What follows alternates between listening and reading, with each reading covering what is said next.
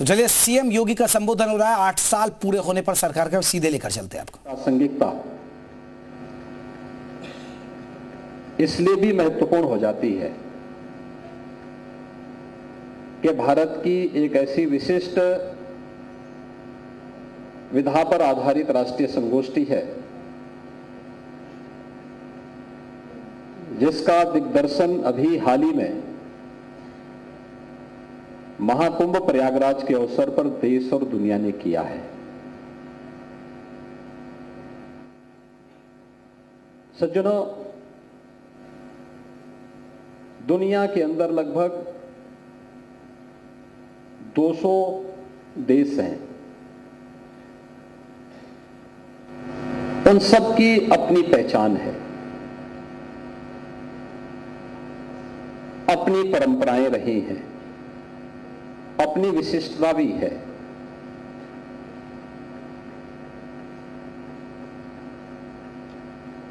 उपासना विधियां भी बहुत सारे देशों की मिलती जुलती भी है, लेकिन उस सब के बावजूद भी उनमें मत भिन्नता भी है।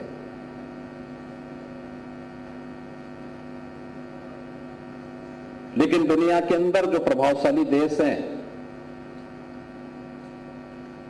उन सब की जो अपनी विशिष्ट पहचान है, किसी ने व्यापार में पारंगत हासिल की है, किसी ने दुनिया के अंदर अपनी कला के माध्यम से अपनी पहचान बनाई है, किसी ने अपने नवाचार के माध्यम से दुनिया के अंदर अपनी मजबूत उपस्थिति दर्ज की है, और किसी ने अपनी विरासत के संरक्षण के माध्यम से अपनी पहचान दुनिया के अंदर बनाई है। ये जितने भी आयाम हैं जीवन के, ये भौतिक जगत के हैं, लेकिन भौतिक जगत से जुड़ी हुई ये जो सीमाएं हैं, वह स्वाभाविक रूप से उसकी एक सीमा होती है और सीमातीत नहीं हो सकती। दुनिया के अंदर एक देश है जिसने इन भौतिक सीमाओं का अतिक्रमण करके चेतना के उस उच्च आयाम तक पहुंच न केवल इस भौतिक जगत की बल्कि ब्रह्मांड के उन रहस्यों को भी उद्घाटन किया है, और वह देश है हमारा भारत। भारत की पहचान दुनिया के अंदर अपनी इस विशिष्टता के नाते है, और दुनिया के अलावा कोई दूसरा देश ये नहीं कह सकता जो भारत की मनीषा ने कहा था कि एकम सद विप्रा बहुधा वदन्ति, यानी सत्य एक है, विद्वान लोग अलग अलग मार्गों से उसकी विवेचना कर सकते हैं, यानी रास्ते अलग हैं लेकिन मंजिल तो एक है, और उस मंजिल को सत्य के रूप में किसी ने परिभाषित किया है। कहीं ये नहीं है कि जो मैं कह रहा हूं यही सच है। कहा रास्ता आपका भी ठीक वही है, आपका भी रास्ता सही है, आपका भी सही है, लेकिन लक्ष्य सबका एक मंजिल पे पहुंचना है, और यह केवल भारतीय मनीषा कह सकती है, और यही तो भारतीय मनीषा कहती थी। समस्या दुनिया को नहीं थी, समस्या तो हमारे अपने लोगों को थी। यही तो कहा था हमारे लोगों ने। इसी बात के लिए हमारे ऋषियों ने कहा था कि मानो तो गंगा मैया है, न मानो तो बहता पानी है। और जब हमने विश्वास किया, हमने उसको महत्व दिया, स्वयं वहां पर आकर के देश के प्रधानमंत्री मां गंगा की आरती उतार करके जल का आचमन किए, पूरी दुनिया टूट पड़ी, प्रयागराज आने को उतावली हो गई। 66 करोड़ से अधिक श्रद्धालु प्रयागराज में आकर के मां गंगा में स्नान भी करता है और आचमन भी करता है। और यही भारत की अध्यात्म की ताकत है। यह अध्यात्म की ताकत भौतिक जगत के बंधनों से बंध नहीं सकती है। भारत की ऋषि परंपरा ने चेतना के अपने उस विस्तार के माध्यम से यही विस्तार उसे दिया है और यह भारत की सही पहचान है। यह कहना कि भारत के परंपरा ने टेक्नोलॉजी पर विश्वास नहीं किया, ध्यान नहीं दिया, मुझे लगता है कि यह अपने को आंकने में हो रही कमी है।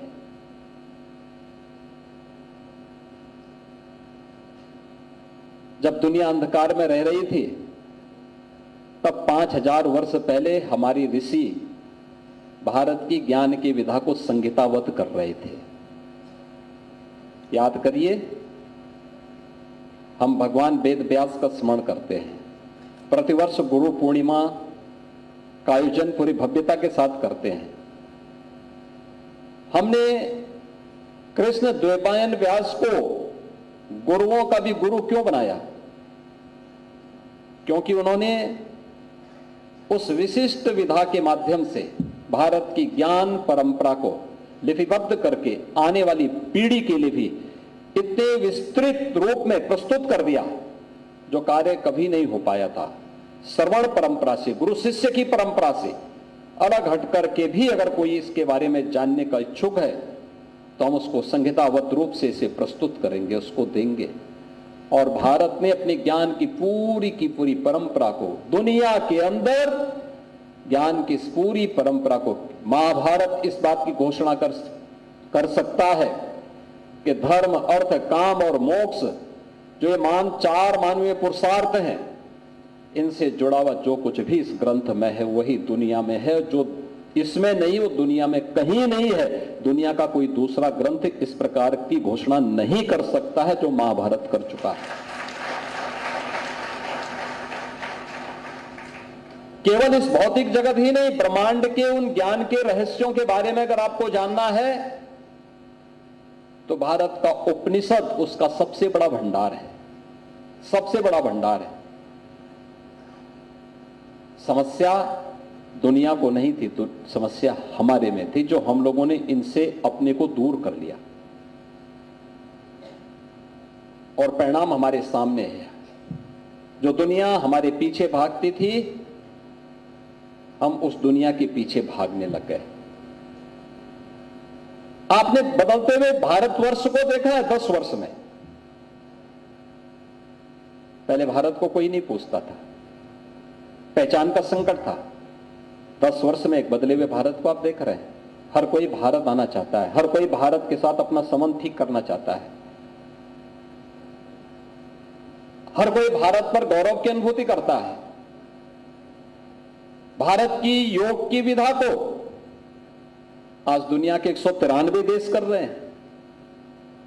चीन जैसा नास्तिक भी अपने यहां योग के विशिष्ट आयोजन करता है, विशिष्ट आयोजन करता है। जिस चीन का धर्म पर विश्वास नहीं, जिसने धर्म को अफीम के रूप में तुलना की है, वह भी अब बौद्ध दर्शन पर अपने यहां शोध कर रहा है।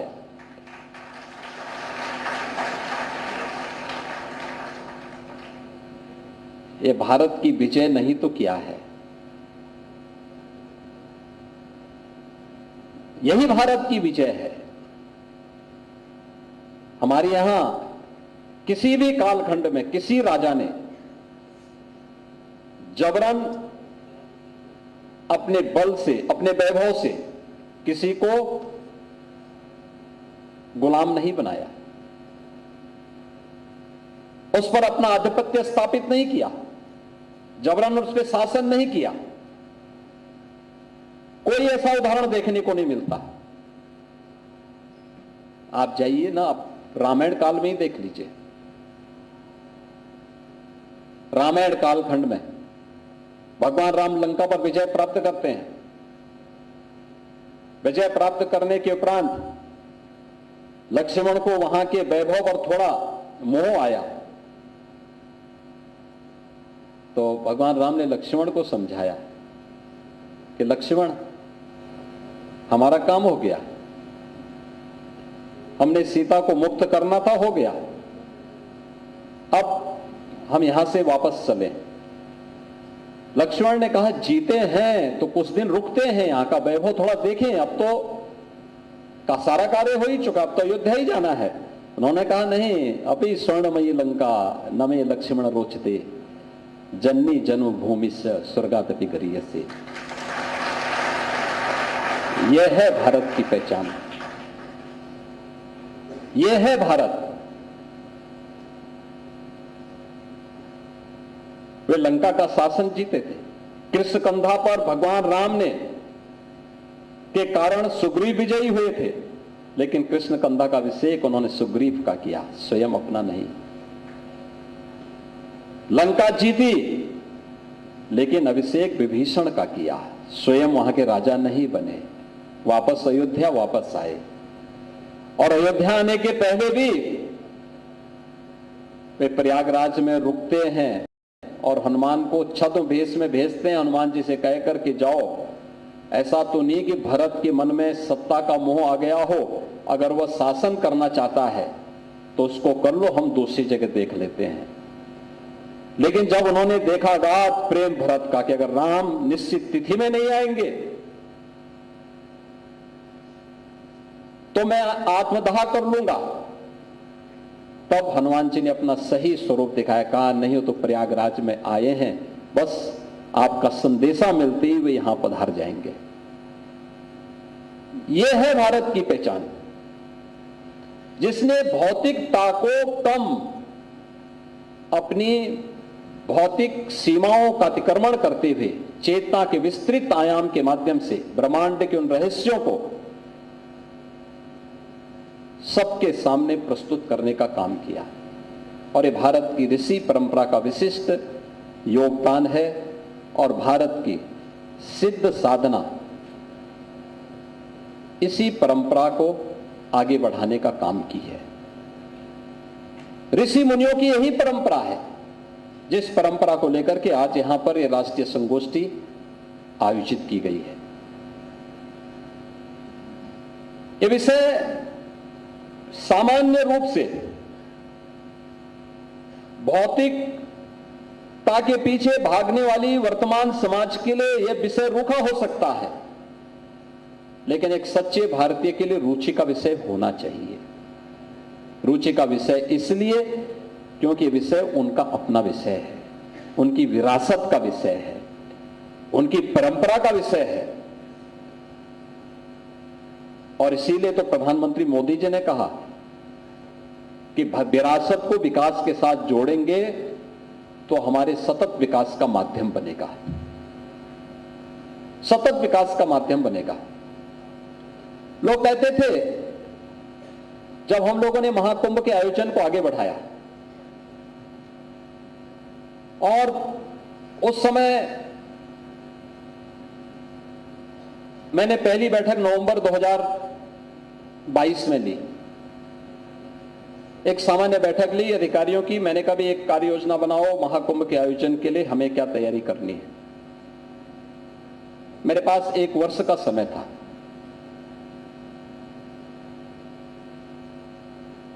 कि हम इस दौरान इस तैयारी को आगे बढ़ाएंगे, क्योंकि कोई भी कार्य सरकारी, उसमें कोई भी कार्य होता है तो उसकी एक विस्तृत रूपरेखा पहले प्रारंभिक अध्ययन होता है, फिर उसके बाद उसके विस्तृत रिपोर्ट तैयार होती है, फिर उसको क्रियान्वित करने की तैयारी होती है। तो लगभग 1 वर्ष का समय इन सभी चीजों में, इसी प्रारंभिक उसमें खर्च हो जाता है। और फिर उसको जमीनी धरातल पर उतारने के लिए प्रभावी ढंग से कार्य करना। अच्छी टीम का चयन नहीं किया तो आप बिखर जाएंगे, आपकी स्थिति वैसी हो जाएगी जैसे दिल्ली में कॉमनवेल्थ गेम्स की हुई थी। कॉमनवेल्थ गेम्स संपन्न हो गया, तब तक स्टेडियम के निर्माण के कार्य चल रहे हैं, सड़कों के काम चल रहे हैं, और भी आधे अधूरे। और महाकुंभ के इस विस्तार का मैं अंदाजा पहले से लगा रहा था कि श्रद्धालु आएंगे, लेकिन मैं श्रद्धालु के अंतःकरण के भाव को भी जानता था कि धार्मिक श्रद्धालु अनुशासित होता है। अगर आप उसको छेड़ेंगे नहीं तो केवल अपने गंतव्य में जाकर के उसी शालीनता के साथ, उसी अनुशासित भाव के साथ वह वापस अपने गंतव्य की ओर प्रस्थान करेगा। और इसलिए उनके लिए उस प्रकार की सुविधाओं को तैयार करना, इन सभी पे हमने कार्य करना प्रारंभ किया। जब हमने कार्य प्रारंभ किया तो लोगों ने कहना शुरू किया कि साहब ये खजाने का पैसा बहाने की तैयारी हो रही है, अनावश्यक रूप से इस पे कौन जरूरत है खर्च करने की। यानी हम लोग आने वाले श्रद्धालुओं के लिए कुछ सुविधा देना चाहते हैं तो कुछ लोगों को उसमें बुराई नजर आ रही थी। उन लोगों ने उसकी क्रिटिसाइज करना शुरू किया। आलोचना भी तथ्यात्मक होना चाहिए, लेकिन नहीं, उनके दिमाग की खुरापात थी। उन्होंने खुरापात करना शुरू किया। हमने उसकी परवाह के बगैर अपने कार्य को आगे बढ़ाया। मैं मानता था कि हमारी सरकार को 7,000 करोड़ खर्च करने होंगे। सिटी का एक डेवलपमेंट प्लान तैयार करके उसको एक समय सीमा के अंदर हमें ठीक करना होगा और फिर एक अस्थायी सिटी के निर्माण के लिए जो भी कार्य होने हैं समयबद्ध तरीके से इसे आगे बढ़ाना होगा। महाकुंभ के नाते प्रयागराज के अंदर उसकी पूरी कायाकल्प होनी है। रेलवे स्टेशन को ठीक करने होंगे, बस स्टेशन को ठीक करना होगा, एयरपोर्ट को ठीक करना होगा। प्रयागराज आने वाले जितने भी मार्ग हैं, अयोध्या से, गोरखपुर से, काशी से, लखनऊ से, चित्रकूट से, रीवा से, इन सभी मार्गों को चौड़ीकरण करना होगा। जगह जगह पार्किंग के स्पेस देने होंगे, सब कुछ करना होगा। जन सुविधाओं को बढ़ाना होगा और इन सभी कार्यों को एक समय सीमा के अंदर पूरा करना है। 7,000 करोड़ का मैंने एक बजट स्वीकार किया, उसके लिए स्वीकृति दे दी। कार्य प्रारंभ भी हुआ। लोगों ने क्रिटिसाइज करना शुरू किया। टीम को मैंने पहले दिन कहा, मैंने कहा रिपोर्ट केवल मुझे करोगे और रिपोर्ट करते हुए तय करना कि एक समय सीमा के अंदर हर हाल में कार्य होने। मैं जानता था ये जो 7,000 करोड़ हम खर्च कर रहे हैं, ये उत्तर प्रदेश की जनता का खून पसीने का पैसा है, लेकिन इसके बदले में हम उत्तर प्रदेश को 3 लाख करोड़ रुपए रिटर्न करके वापस देंगे और दुनिया को ये बताएंगे कि आस्था आर्थिकी का कारण बन सकती है। हमने उसकी ताकत को समझा नहीं है। अगर हमने उसकी ताकत को समझा होता, दुनिया ने अगर पूर्व सरकारों ने इसकी ताकत को समझा होता, तो उत्तर प्रदेश को 2017 के पहले जिस बदहाल स्थिति में इन लोगों ने पहुंचाया था, उत्तर प्रदेश पहचान के उस संकट के दौर से कभी नहीं गुजरा होता। और हम लोग अपने लक्ष्य में सफल रहे। महाकुंभ भव्य और दिव्य हुआ। प्रधानमंत्री मोदी जी ने जो विजन दिया था महाकुंभ के लिए, वह पूरा हुआ और दुनिया भारत की इस आध्यात्मिक और सांस्कृतिक आयोजन को देख करके अभिभूत थी, अचंभित थी। पूरी दुनिया की आंखें खुली रह गई। एक अस्थायी सिटी में, एक स्थल पर 45 दिनों के अंदर 66 करोड़ से अधिक श्रद्धालु, उन लोगों के लिए अकल्पनीय थी जो वहां नहीं आए, लेकिन जो वहां आए थे उनको अभिभूत करने वाली थी। और इसीलिए भारत की आध्यात्मिकता में गोता लगाने वाला व्यक्ति ही भारत की आध्यात्मिकता के महत्व को और उसकी ताकत का आंकलन कर सकता है। यही उसकी ताकत के बारे में जान सकता है।